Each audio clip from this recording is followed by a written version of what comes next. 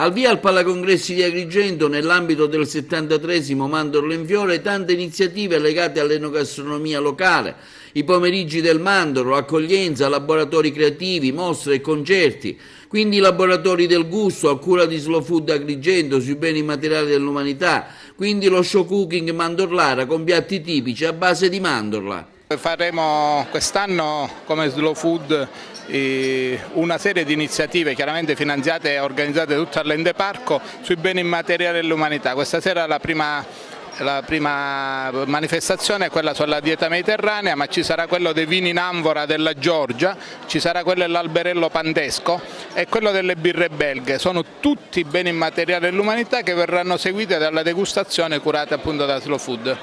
Come si è svolta l'iniziativa?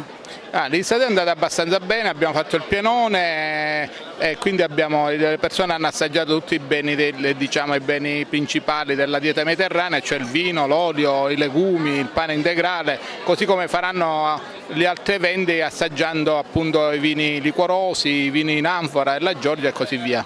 Massimo Brucato, questa iniziativa è stata anche voluta da te fortemente? Sì, è la collaborazione che Slow Food Agrigento fa con l'Ente Parco, ci hanno dato questo compito, a noi piacevolissimo, di curare i laboratori sui patrimoni mondiali immateriali e oggi era la volta della dieta mediterranea.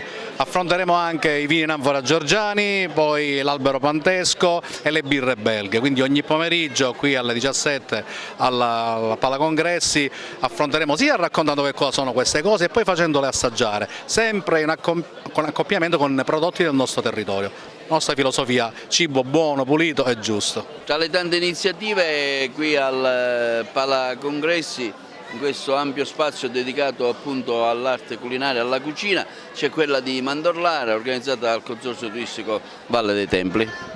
Sì, è l'11ª edizione, un grande appuntamento, abbiamo coinvolto 16 ristoranti tra Agrigento, Caltanissetta, Porto Empedocle, Canicattì, per cui appuntamenti importanti. Ogni sera faremo uno show cooking, stasera ci sono 2 ristoranti, uno di Porto Empedocle e uno di Agrigento che faranno uno show cooking, domani uno di Campobello di Licata e poi un maestro pizzaiolo che farà, tutte e 2 si occuperanno di prodotti di cene e pizze senza glutine. Poi avremo qui un importante show cooking con Filippo Lamantia, un appuntamento di livello nazionale, per cui vi aspettiamo tutti, è un appuntamento veramente importante con questo testimonial d'eccezione che il Consorzio è riuscito ad avere in via, diciamo, con le dovute pressioni.